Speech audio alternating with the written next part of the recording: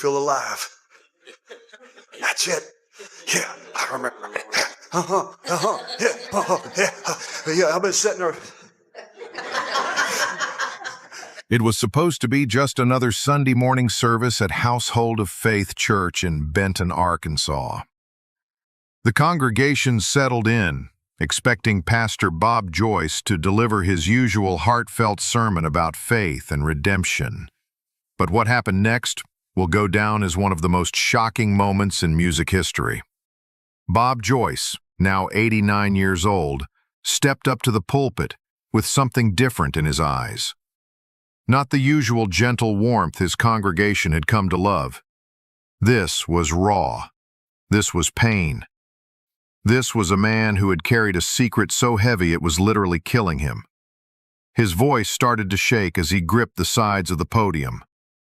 "I need to tell you something," he said, his words cutting through the church like a knife. "Something I should have said a long time ago." The congregation leaned forward. Something was wrong. This wasn't their pastor's usual cadence. This wasn't rehearsed. This was a man on the edge of breaking. "For over 40 years, I've lived with a burden that's eaten me alive," Bob continued, his voice cracking with emotion. "I've prayed about it. I've wrestled with it. I've asked God to show me the right path. And today I can't carry it anymore." He paused, tears streaming down his weathered face. The church was dead silent. You could hear a pin drop. "My name is Bob Joyce. I am your pastor. I am a servant of God. But I am also—" His voice broke completely. "I am also the man the world knew as Elvis Aaron Presley." The gasps echoed through the sanctuary. Some people started crying. Others sat in stunned silence. A few got up and walked out, unable to process what they'd just heard. But Bob wasn't finished. The floodgates had opened, and decades of pain came pouring out. "I didn't fake my death for fame. I didn't do it for money. I did it because I had to. Because staying Elvis Presley meant dying for real, and I wasn't ready to leave this world. Not when I'd finally found my purpose." He talked about the crushing weight of fame, the isolation, the drugs that nearly killed him multiple times, the people who wanted to control him, exploit him, use him up until there was nothing left. "August 16th, 1977, wasn't the day Elvis died," he said, his voice gaining strength. "It was the day Elvis was set free. Free to find God, free to serve others, free to become the man I was always meant to be." The confession kept coming. Bob described the elaborate plan, the people who helped him disappear, the agony of watching his family grieve a death that never happened.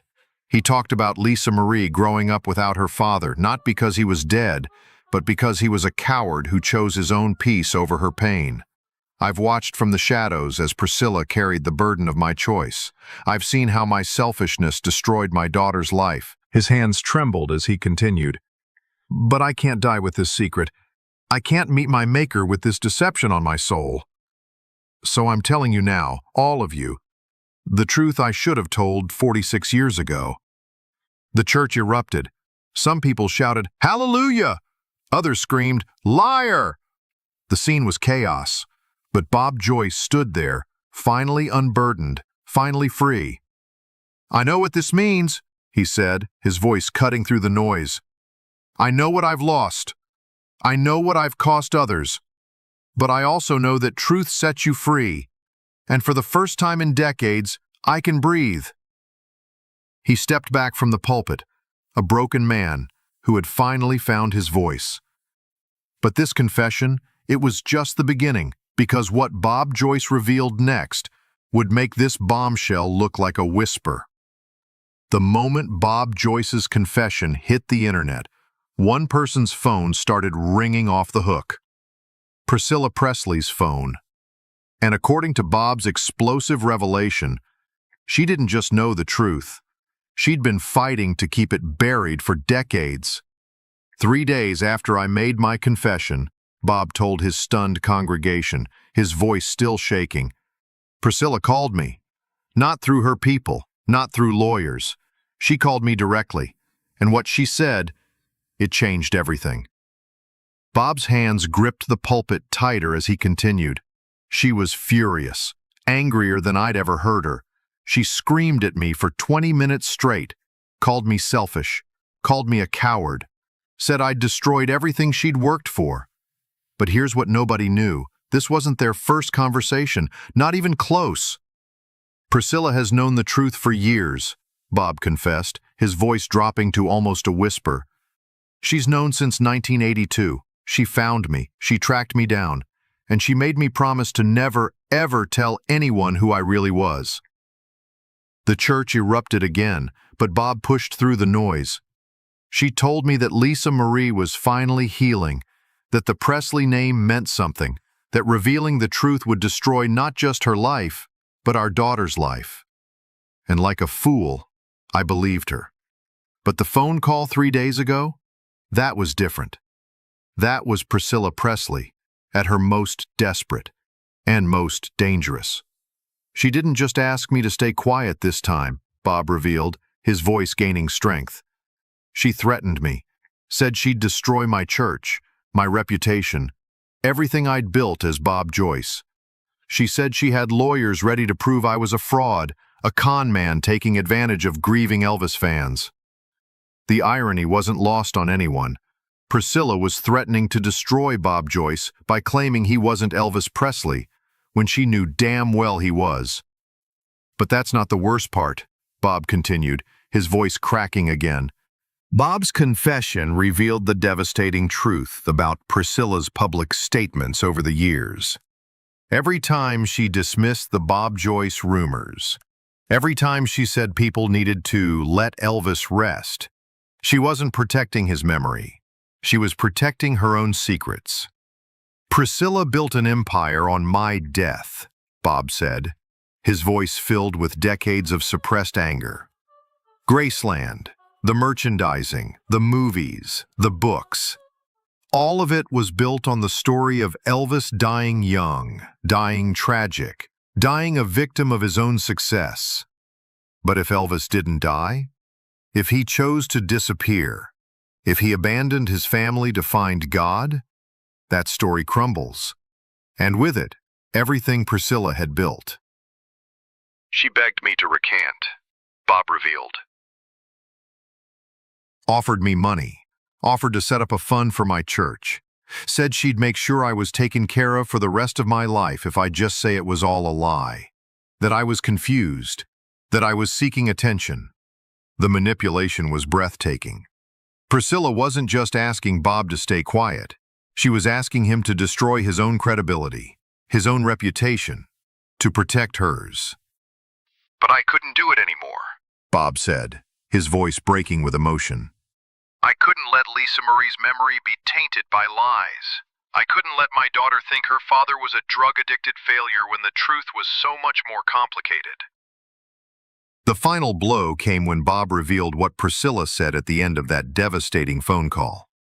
She told me that if I didn't fix this, if I didn't make it go away, she'd make sure the world knew what kind of father I really was, what kind of man abandons his family to play preacher.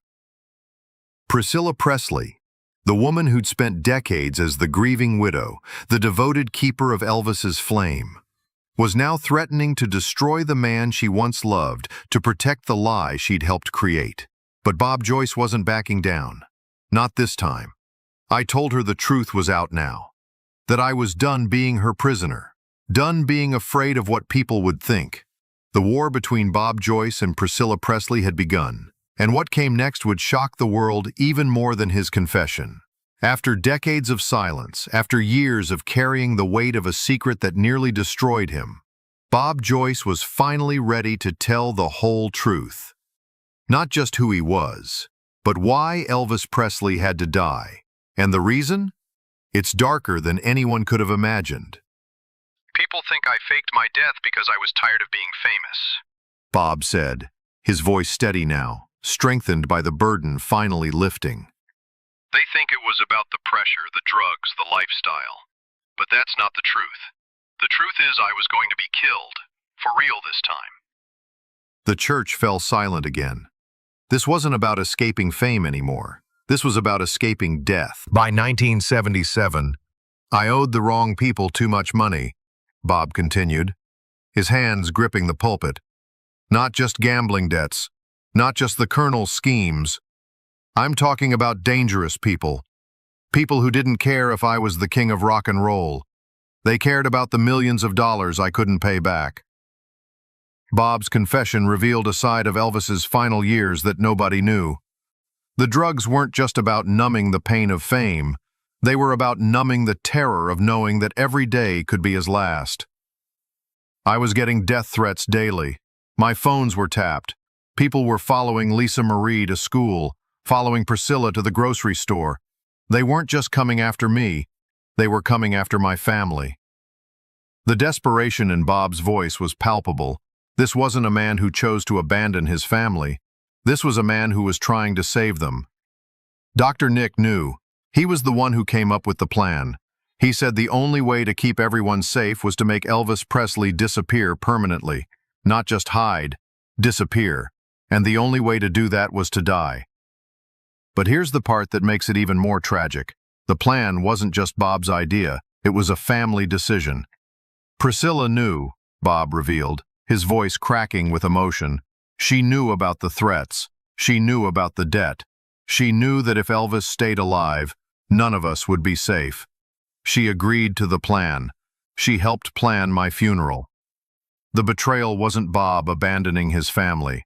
It was Priscilla later pretending she'd been abandoned. We agreed I'd stay dead for 5 years, long enough for the heat to die down, for the debts to be written off, for the dangerous people to move on to other targets. Then I'd come back. We'd reunite the family. We'd start over somewhere safe. But 5 years turned into 10. 10 turned into 20. And before Bob knew it, he'd been dead longer than he'd been alive. Every year I'd call Priscilla. Every year she'd say it wasn't safe yet, that Lisa Marie was doing well, that revealing the truth would only hurt her, that the Presley estate needed more time to stabilize. What Bob didn't realize was that Priscilla had found something she'd never had when Elvis was alive. Control. Complete, total control over his legacy, his money, his story. She'd built an empire on my death, Bob said, his voice filled with decades of suppressed rage. And she wasn't about to let me come back and destroy it. The most heartbreaking part of Bob's confession wasn't about the money or the fame. It was about Lisa Marie. My daughter died thinking I was a failure, thinking I was weak, thinking I chose drugs over her love. She spent her whole life trying to live up to a ghost, trying to honor a father she thought had abandoned her for his addictions. Bob's voice broke completely as he continued. Lisa Marie struggled with drugs her whole life because she thought it was in her DNA. She thought she was destined to fail because her father did. She died carrying shame that wasn't hers to carry.